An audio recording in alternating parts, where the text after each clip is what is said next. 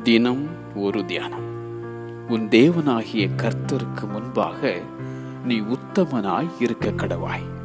உபாகமம் அதிகாரம் 18 வசனம் 13.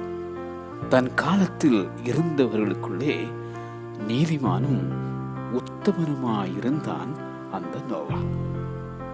நீ எனக்கு முன்பாக நடந்து கொண்டு உத்தமனாயிரு என ஆபிரகாமினிடத்தில் உரைத்த அந்த ஆண்டவர்.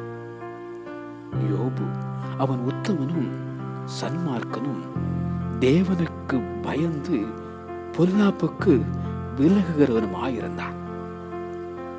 உத்தமனாய் நடக்கிறவன் கர்த்தருடைய பரிசுத்த பர்வதத்தில் வாசம் பண்ணுவான் என பாடும் தாவீது.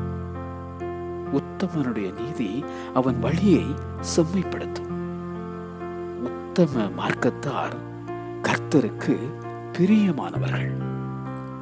உத்தமனாய் நடக்கிறவன் ரட்சிக்கப்படுவான். உன் தேவனாகிய கர்த்தருக்கு முன்பாக நீ உத்தமனாய் இருக்க கடவாய். உன் தேவனாகிய கர்த்தருக்கு முன்பாக நீ உத்தமனாய் இருக்க கடவாய். ஆமென்.